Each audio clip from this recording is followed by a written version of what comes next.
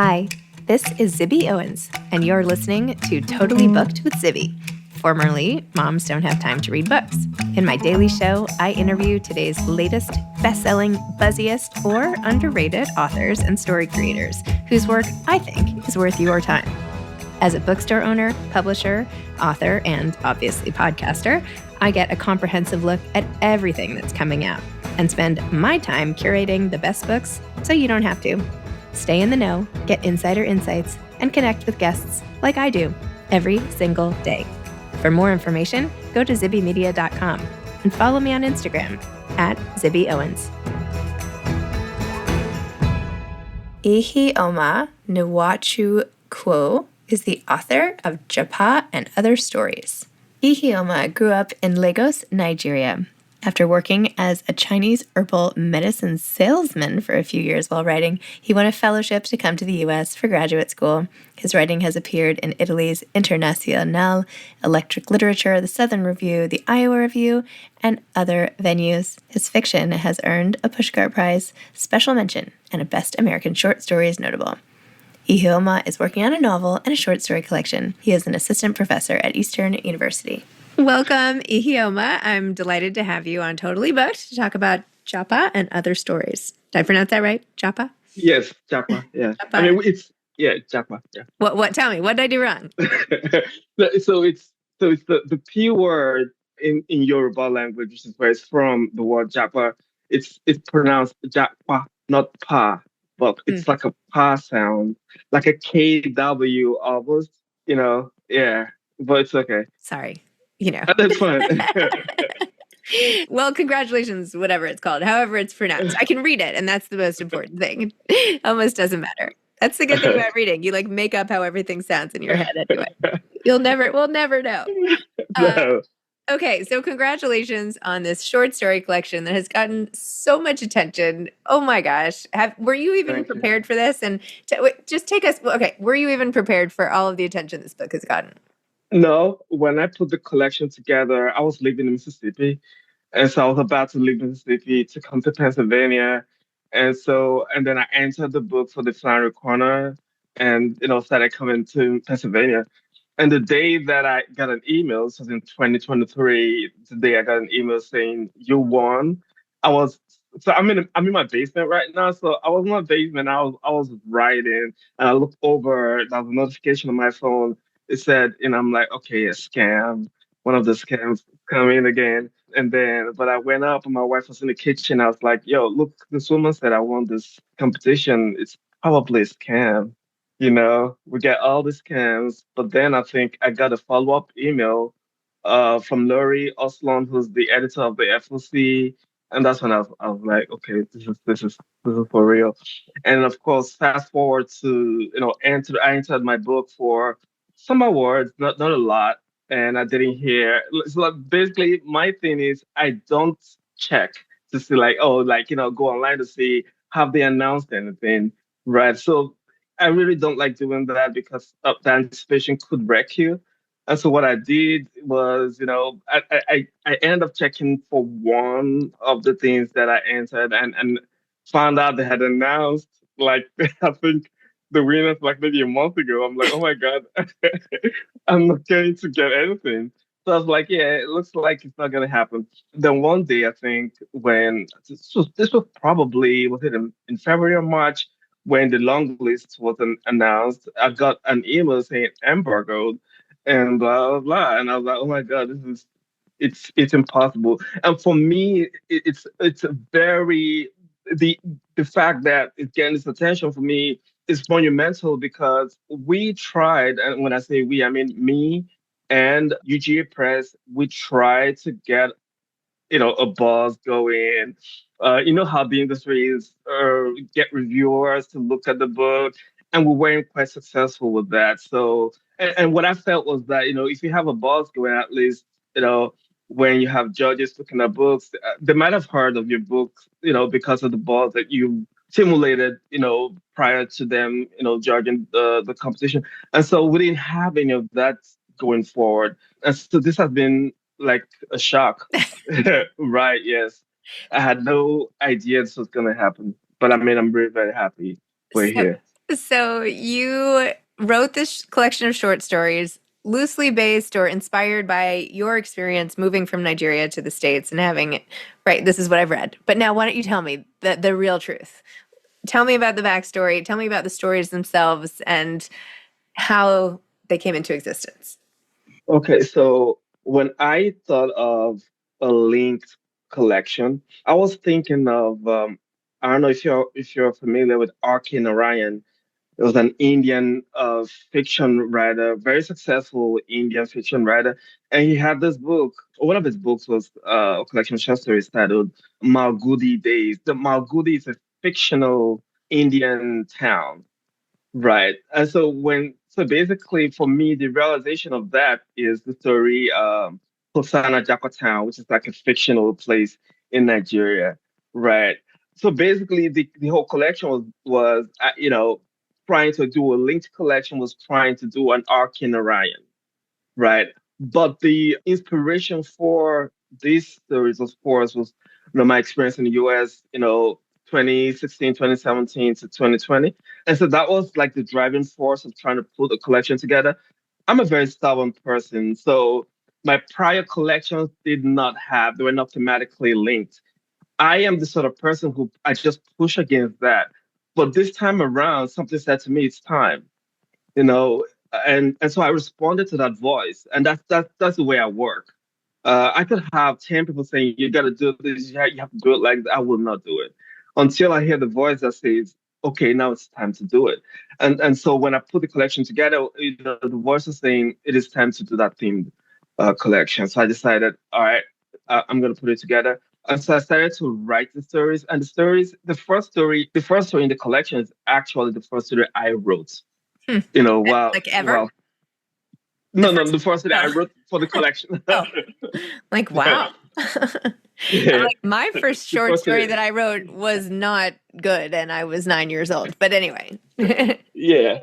So it was the first story that I actually wrote for the collection. Was the first, you know how when you write the stories, you then have to arrange them, Hmm. right? Because I did have to move some things around, but that first story was the first one, you know, that I wrote for the collection. So after that was done, I wrote the stories, I had I had an agent who had prior to this time tried to sell my collection. And what he did was, I had stories that were published in the Iowa Review, the Southern Review. And so he wanted to play off that strength and to have all the stories in the collection and then try to sell them. Didn't work. Right. And so I parted ways with the agent and I was like, okay, I'm gonna try to do this myself. And so I put together the collection, wrote the stories, and then had all of the other stories that I felt were thematically linked to what I was trying to do. I put those stories, the titles on the wall, right? Just wrote them out, on a piece of paper, put that on the wall. And for 3 months, I would walk past the wall, look at them, and then try to move them around and so that's how basically the order of the stories came about was that was another entire process on its own of me just walking past this list of titles in my study in Mississippi just walking past back and forth over like a 3 month period and just going, yeah, you don't belong. I'm sorry. And some stories, were really hard to take out of the collection because I love them. They have been published at prestigious journals, but they did not belong. And so that was one of the hardest decisions to make. It was like, pulling out stories that were gorgeous stories, but weren't doing anything really, did not belong in the collection. And so that's how I put the collection together. Was basically that's not the process. Some of the stories have been published in the Iowa Review. No, no, no, the Southern Review. That was one of the shares. So all of them made the collection, right? And then there are those that had not been published yet, but were sitting on my computer. But I knew they were great stories. I knew they belonged in the collection, so those made the collection. I love the idea that there's this wall in Mississippi of short stories pinned, and the image of you just like a man and his wall of stories, moving them around, fast forwarding over time. Like, even that is just such a cool image. Should be like a chapter, like a picture book for kids, like how we make stories or something. Anyway, whatever. Never mind. So, Tell me about your own life experience. Why did you come to, like, what is your story? I know, give me your story. Geographically, timing, all of that.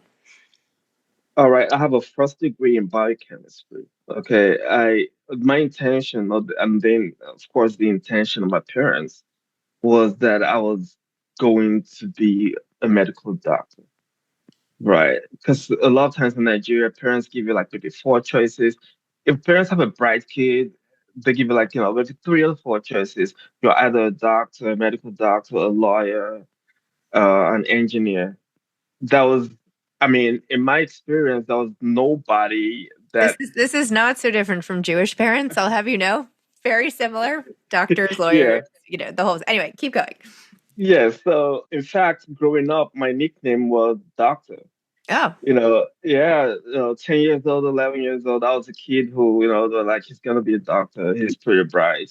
So that's gonna happen. But I also loved reading. I loved reading. I love poetry. I read poetry a lot. In fact, I wrote poems before I started writing fiction. So poetry was a part of my life for a long time. I read a lot of books.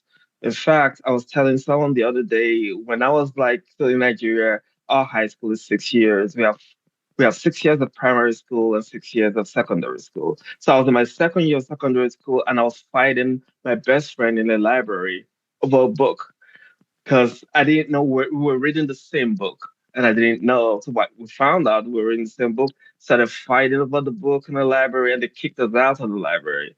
But usually what I would do was when I found the book, because I loved it so much, the book was titled The Adventures of Susa. When I would find the book after I was done, I would hide it. I would not put it back on the shelf. I would put it underneath the shelf. So like social sciences, I'll go to that section and hide the book underneath the shelf. But of course, the next day when I came back, it wasn't there. They put uh, it back. They put it back where it was supposed to be. Right. So went on, to the sciences. Usually, but the reason I did the sciences in secondary school was because all my friends were in the sciences, and it was a cool place to be. However, in my third year of secondary school, we're taking aptitude tests because we do take aptitude tests in Nigeria. And those tests determine whether for your last 3 years of, secondary school, whether you're going to be in the sciences in what we call the commercials or you're going to be in the arts. So I scored highest for arts, second for science, and last was commercial. So I was supposed to go do the arts. But my friends were in the sciences. I was like, okay, I love my friends. I want to hang out with my friends.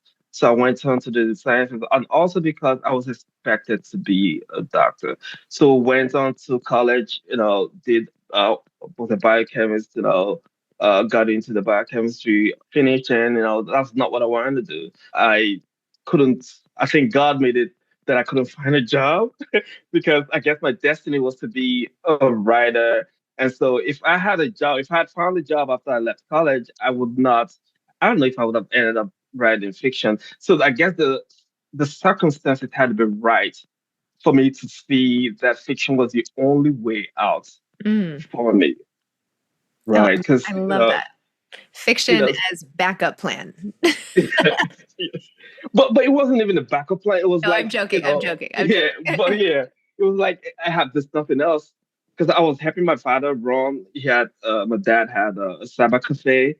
It was his building, so like, he had an office downstairs, and then I was running that while I was trying to figure out what my next move was. So I was writing fiction, but so when I was writing fiction, it wasn't because the goal was to get into a journal or the goal was to go do an MFA. Mm. It was, I can do this. I have all of the stories and I want to tell them. Right. So I was writing them, and that was a Nigerian journal back then. That was called I think it's called, no, what's the theory was, I forget what the name was, but I'll get back to it later. But this journal was, they were asking for submissions, and I would write a story every week and send them a story. But I was, and then finally they took one story. It ended up not being published even after we had signed, and then much later, I got a story into a journal. And then the writer Chimamanda Adichie, I don't know if you're familiar with Yeah, Chimamanda. yeah, yeah, of course. So she runs a fiction workshop in Nigeria every year. I don't know if it's still running, but so this was probably, I think, I'd say 2006 or seven that I attended the workshop. I think it's probably 2007. So I attended the workshop, sent an entry, I was accepted. And then I met someone at the workshop, a Kenyan writer called Binyavanga Wainaina. So Wainaina, so he loved my work and he said, look, why don't you just send me more of your stories, and I was like, oh, sure. So I started to send him stories. He liked one of those stories, and I met him the next year in Lagos. I think probably a couple of years later, I met him in Lagos, and he said, "Well, I'm gonna set up a fellowship." So he was the director of the Chinua Achebe Center for African Writers at Bard College in New York, right? I didn't know that. No one knew that because he didn't advertise that.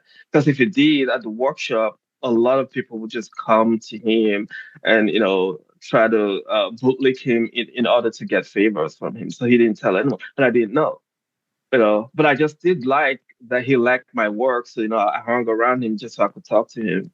So basically, what happened was I got a fellowship, and I in 2010, and I went to Ghana, and I lived in a hotel for 4 months writing short stories. I back then I got paid $1,000 tax free, and then lived in a hotel. They paid accommodation, and then fed me for 4 months. And at the end of that, and then Binyavanga comes to me and says, there are actually schools in America that, so he's talking about MFA programs, which I had no idea what an MFA was. It says that there's schools in America that, they can pay for you to come, and just come and write stories that, you attend classes and at the end of the day, you get an MFA. And I was like, really? He's like, yeah, and we're gonna make it possible for you to apply. And so basically what they did was all the application fees for the 7 MFA programs I applied to, they paid for that. And then they paid my ticket, from Nigeria to the US. So that's how I came to the US in 2011. And I ended up at the Missioner Center for Writers in Austin, Texas. Shout out to Texas. I still love Austin's a beautiful place. miss I miss that city. So that's how basically I came to the US. Was I came to do an MFA. And so after the MFA, I then ended up doing the PhD. And after the PhD, got a job market, and voila, here I am. My gosh. Wow. So then how do you make time to do all the different things? Like when are you writing? When are you thinking of things? When are you editing? Like how are you organizing your time? That's a great question. I have 3 kids now, Oh wow. right? How old are they? They are 6, 9, no, 12 now. He just turned 12. Mhm. Right. So in the beginning, say back in 2011, when I was, for a brief period, I was alone. Mhm. Right. I didn't have a TV, and so I could write all day. The Missioner Center is a very competitive program, so you had to bring your A game and all that. So I was constantly writing.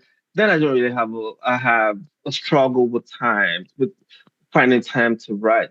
However, as the kids started to come, I had to shift that time and adapt my writing time around them. Right. So I'll say back in Tallahassee, right, I would write, I started to write, I'll come back from my PhD program thing and write from like say 10 p.m. to about 12. Right. After a while I had to move to 3 a.m.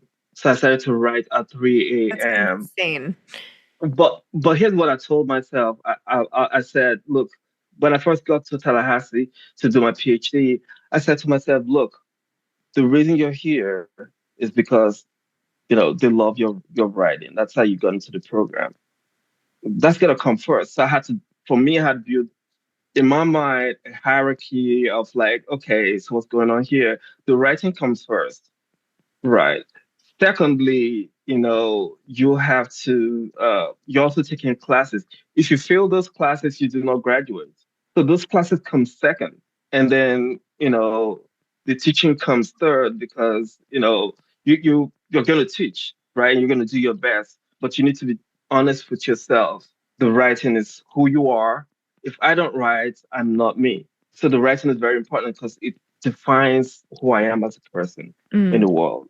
If I didn't write, I'd probably fall sick, and I would not, would not be able to take classes if I even teach any of my students. So it wasn't teaching wasn't last because it was the least. It was something I paid the least attention to. Hmm. It was last because everything else was feeding into who I was as a person. I was just, I was being pragmatic, right? If, without the classes I was taking, if I failed them, that was no way I was going to graduate. No matter how well I was doing the teaching, I would not be able to graduate from the program, right? And so it was just a pragmatic list because, I felt this was how I was going to be able to succeed, doing the PhD. But then I also told myself that the school has a great library, and so you need to take advantage of that library. So I used to go to the library to write. Sometimes in between classes, I would go there. I would go there on a Saturday, go use the library and write. Especially when I was working in a novel, it would be like okay, this like you have 1 hour, you go there, and I always use the same computer on the same side of the library. So I go there. It was my favorite computer. If someone was using the computer, I would not work. I would just walk around and come back and use that computer. So those blocks of time when I could work at school, and then at 3 a.m. I wake up 3 a.m. and then I write till like 6. And then I'm ready. I wasn't getting a lot of sleep back in those days, but today, basically, my thing is I wake up at 5 because I teach. So I wake up at 5, I write for an hour, then exercise, then I'm off to work, and I prepare. But I do the preparation for class the night before, Mm. right? And my thinking is, say something happens, you're out of power. I don't want to go to work with excuses and say, well, I couldn't prepare because I was no power in the morning. Right. Now I can give myself excuses about my work and be like, yeah, I couldn't write because, power was out. But if I'm employed somewhere, I can't go there and tell them, right. And so that's the reason I prepare for my classes the night before, and then the morning of, I do the writing and then the preparation for that day. Go out the door. So the thinking, and I don't like to say thinking. I like to say dreaming. The Mm. dreaming, the dreaming is when I'm brushing my teeth, when I'm driving, if I'm say doing dishes, or just whatever the activities that I'm doing in the bathroom, those like if I'm taking a shower, those are moments of magic. Mm. Because that's when when you're working on a story, you're carrying that story with you everywhere, Hmm. right? And so like when it's inside of you and you're bathing, you're brushing your teeth, things happen, and then things shift around, right? But also dreaming, that actual dreaming while sleeping. You know, Steinberg Steinberg calls it the comedy of sleep that helps you with character setting. While you're sleeping, they're helping you sort things out.